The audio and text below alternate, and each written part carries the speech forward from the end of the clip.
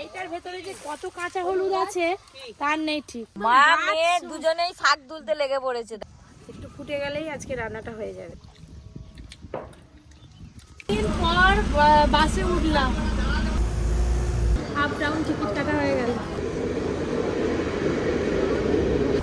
ঘুগনি গরম ঘুগনি হবে। যা চশমা দিয়ে তাকে পরিয়ে তারপর আপনাদের দেখাবো। কাজ করছে বাড়া বাড়া কাজ করছে, দেখাবে আবার লেগে যাবে। নমস্কার বন্ধুরা, শীতের একরাশ ভালোবাসা জানিয়ে আজকে আবার একটা নতুন ব্লগ নিয়ে আপনাদের সামনে চলে এসেছি। আজকে সকাল সকাল বাগানে চলে এসেছি, এত ভালো লাগছে।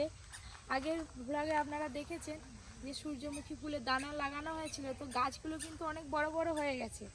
আপনাদের মধ্যে অনেকেই কমেন্ট করছিলেন যে দেখানোর জন্য সূর্যমুখী ফুলের গাছগুলো কত বড় বড় হলো। এই যে এই দেখুন, 1 2 3 4 5 6, এই যে এই জায়গার মধ্যে ছোটা সূর্যমুখী ফুলের এই দেখুন গাছ হয়েছে ছোট ছোট। তো আর একটু পরে আর একটু বড় হোক, তারপরে এইদিকে তো সূর্যমুখী ফুলের গাছ লাগানো হয়েছে, সব বেরিয়ে গেল গাছগুলো আপনাদের দেখালাম। তো এবার ওইদিকে সর্ষে গাছ বেরিয়েছে আর ওইদিকে মটরশুঁটি গাছও বেরিয়ে গেছে।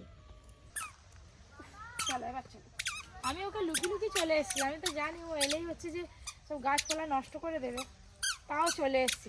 আর এদিকে কিছু হলুদ গাছ আছে, হলুদ গাছগুলো শুকিয়ে গেছে, ভাবছি যে হলুদগুলো খুলে নেব।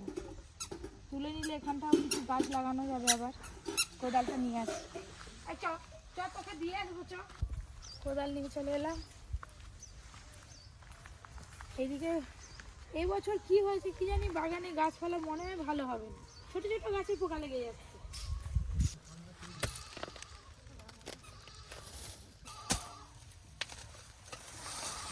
হলুদটা কপি হচ্ছে, হ্যাঁ হলুদ কপি হবে না কি, ও আজ চোদ্দ যাবে। এই যে এই দেখ কেটে ফেলতে, দেখো পুরো শিকড় সমেত উঠেছে।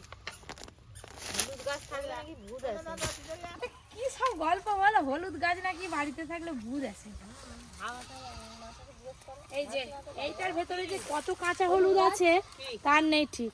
ঘরে থাকলে ভূত আসেনি,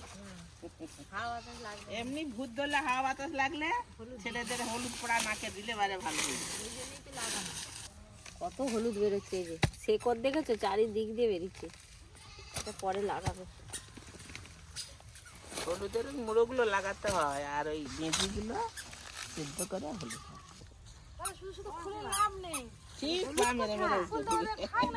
কপি হ্যাঁ তুলো নিয়ে আস, কেন রেখে দাও।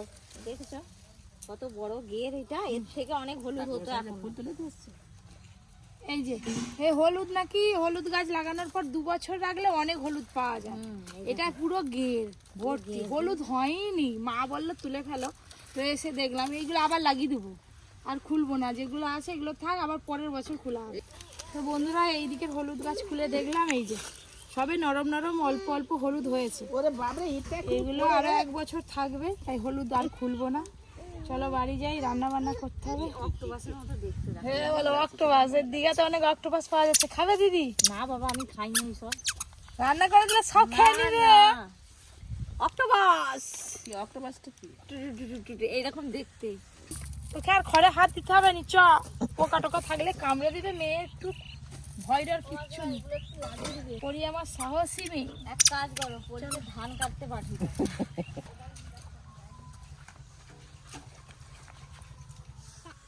হ্যাঁ মাটিও তুলো, সে একদম মা মেয়ে দুজনেই শাক তুলতে লেগে পড়েছে। দেখো গাছ সমেত শাক তুলে ফেলতেছে, কত ব্যস্ত আমার মেয়ে।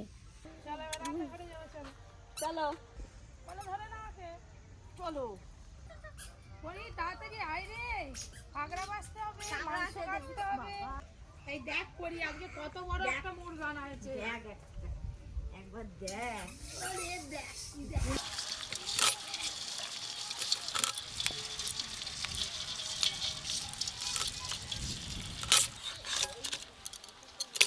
তাও তুমি সব গুড়ি পরিষ্কার করে নিয়ে আসো। যাচ্ছি। কাটাকাটি হয়ে গেল, ধোয়া হয়ে গেলে রান্না শুরু হবে। প্রতিদিনের মতো দাদু এই যে কাটাকাটি শেষ, তারপরে চলে এসছে। এবার রান্না বান্না হবে, দাদুও দেখতে থাকবে, আপনারাও দেখতে থাকবেন, মানে আপনারা পপি কিচেন উইথ ভিলেজ ফুডে এই রান্নাগুলো দেখতে পাবেন। আজকে মেথি চিকেন হচ্ছে। আর এদিকে আকাশে দেখো না মেঘ মেঘ করছে। আজকে স্পেশাল রান্না, এই যে মেথি চিকেন। রান্না প্রায় শেষের পথে, জল দিয়ে দিয়েছি মাংসতে, এখন ফুটছে। একটু ফুটে গেলেই আজকে রান্নাটা হয়ে যাবে। দাদু ওই যে রোদ পোয়াচ্ছে বসে বসে, দিদি গেছে পাতা কাটতে। এই যে আজকে দুটো রান্না হয়ে গেল। এই যে মেথি চিকেন হয়েছে, আর তার সঙ্গে এই যে কংড়া ভর্তা মাখিয়ে ফেলেছি আগে থেকে। দাদু তো বসে একদম রেডি, এবার খাওয়া হবে। ভাত এলেই খাওয়া শুরু হবে। শীত পড়তে না পড়তেই মেথি চিকেন হয়ে গেল, আর মেথি চিকেন দিয়ে খাওয়া হচ্ছে। রান্নাটা কিন্তু দুর্দান্ত হয়েছে। দাদুর আগে পাতা ফাঁকা, তুমি রাখো। দাদুকে এতবার লেগ পিস দিয়েছিলাম, দাদু সব শেষ হয়ে গেছে, হাড়টা পড়ে আছে, লেগ পিসের কিছু নেই আর। এইভাবে তো খেতে হবে। গরম গরম ভাত দিয়ে যা ভালো লাগছে না খেতে, কি বলবো। আমাদের এখনো পিকনিক শুরু হয়নি, পিকনিকেও কিন্তু এইভাবে মেথি চিকেন করলে বেশ ভালোই হবে। সাদা ভাত দিয়ে খাবো না, হয় ফ্রাইড রাইস নাহলে জিরা রাইস।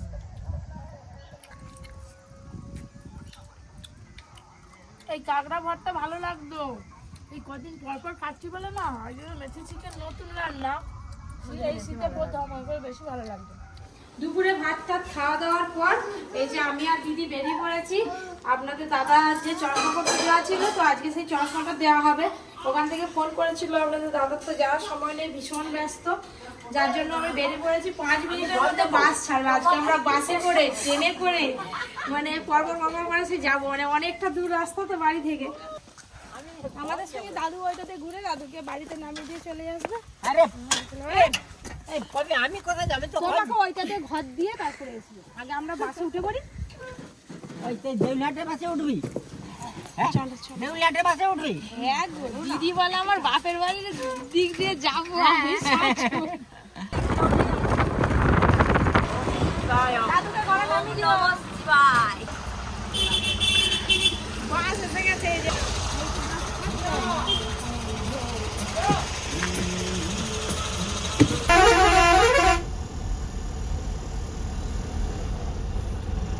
বহুদিন পর বাসে উঠলাম।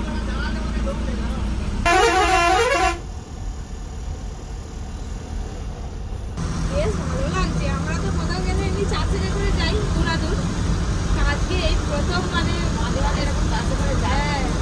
বাসে করে গেলে বেশ ভালো লাগছে দেখতে। দিদি বলে খিদে পাচ্ছে, শুধু দিদি খিদে পাচ্ছে বললে আমারও খিদে পেয়ে গেল। এই যে তিনজন যাচ্ছি, 3টে কেক কিনেছি, খেতে খেতে যাই। কেক খাওয়া দিয়ে শুরু হয়েছে, আর কত কি খাবো দেখো একবার। ট্রেনে গুলো কত কি খাবো।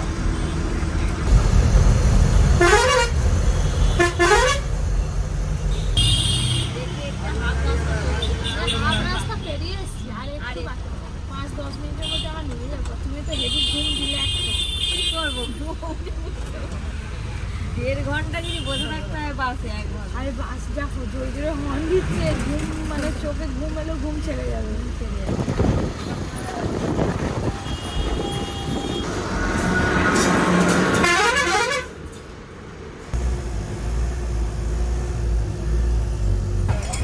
এই যে আমরা বাস স্ট্যান্ডে পৌঁছে গেলাম, এবার বাস থেকে নেমে যাবো। আরেকটা নেমে যাবো।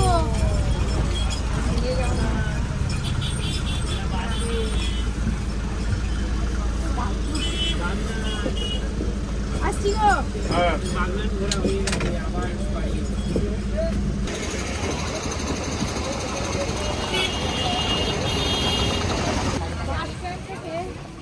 স্টেশনটা অনেকটাই, বেশ খানিকটা হেঁটে হেঁটে যেতে হবে, তারপর ট্রেনের টিকিট কাটতে হবে। এই যে এবার ট্রেনের টিকিটটা কাটবো, ট্রেন না বেরিয়ে যায়।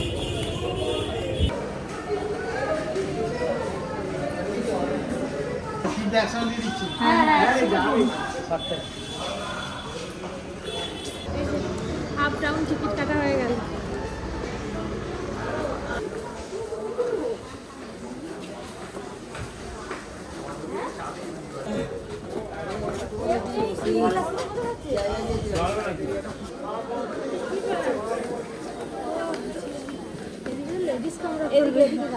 ওই দিকটা যেতে এতক্ষণ পর অ্যানাউন্স করেছে মেদিনীপুর লোকাল আসছে 2 নম্বরে।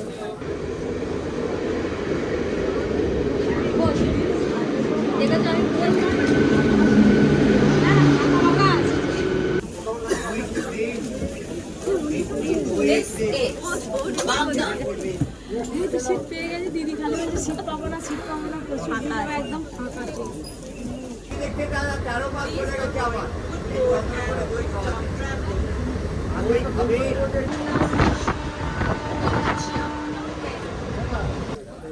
ভালো জিনিস এলে মানুষ না জানতে খায় না, আর জানলে খেয়ে না।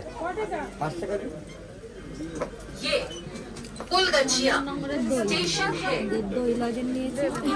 হ্যাঁ যাবো দিদি ভাই।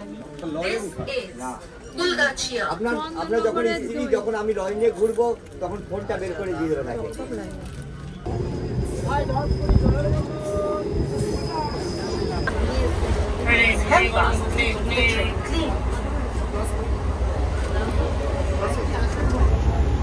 कृपया पायदान एवं छत पर यात्रा न करें।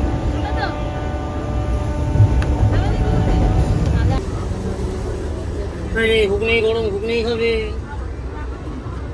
আরে টক ঝাল খাবে, হুগনি খাবে, হুগনি। Please avoid food court and water traveling.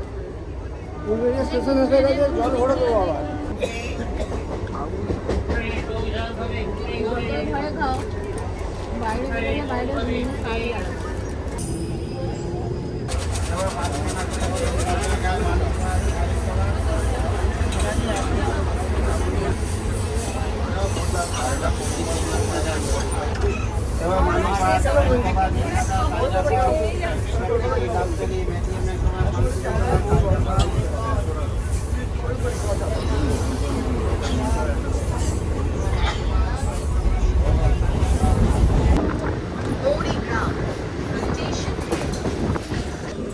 আধ ঘন্টার উপর সময় লেগে গেল।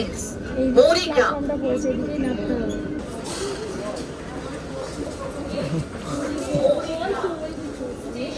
এদিকে ওভারব্রিজ আছে। অনেকটা দূরে দেবে। ট্রেন কার গন্তব্যস্থলে চলে গেল, এবার আমরা আমাদের জায়গায় পৌঁছাতে পারলেই বাঁচি।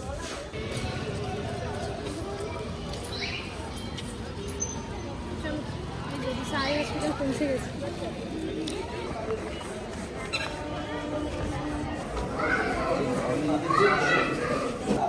যা চশমা দিয়ে তাকে পরিয়ে তারপর আপনাদের দেখাবো কেমন লাগে। তার আমি কি একটা না পাওয়ার দেওয়া আছে,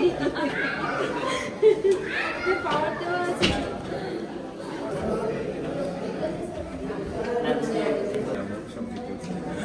ঠিক আছে, আসছি দাদা। আপনারা যাবেন একদম। নিশ্চয়ই আমরা যাবো, কিন্তু যাবো। চশমা নেওয়া হয়ে গেল, এবার বাড়ি যাব। মানে কাজটা অল্প সময়ের, আসতে যেতেই অনেকটা সময় লেগে।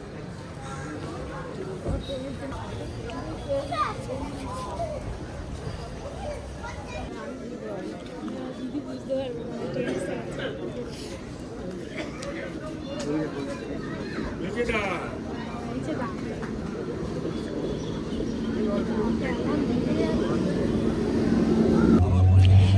এতক্ষণ দাঁড়িয়ে দাঁড়িয়ে এই যে এমন ট্রেনে উঠেছি, এত ভিড়, মানে ভেতরে যে ঢুকে দাঁড়াবো তারও আর রাস্তা নেই। গেটের সামনে যান।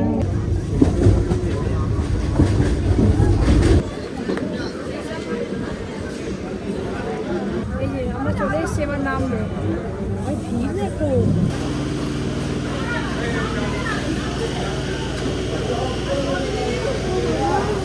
যাচ্ছি দিদি ভুলে গেছে, বলে কোন দিকে যাবো আমরা। রাখছি তোমার।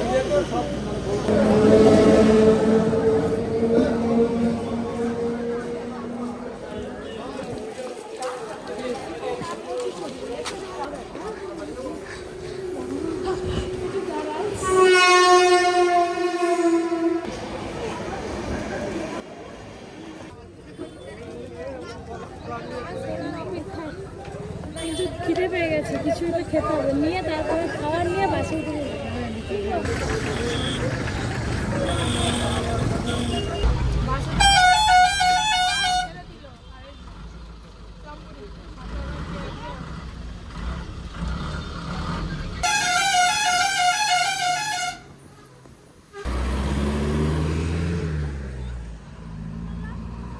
এই যে আমরা তো নেমে পড়লাম বাস থেকে, বাড়ি থেকে এখনো টোটো এসে পৌঁছায়নি। বাবারই এদিকে কি ঠান্ডা গো, ঠান্ডা লাগে গাড়িতে বসে।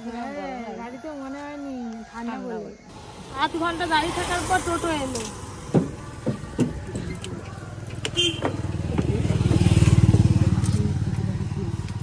এই যে এবার যাবো সোজা ঘর। ব্যাস এই যে বাড়ি পৌঁছে গেলাম বন্ধুরা। এবার দেখি বাচ্চাগুলো সব কি করছে। বাড়িতে ঘুম হচ্ছে না না এখনো কিসের ঘুম। আর এই যে আমি চলে এলাম।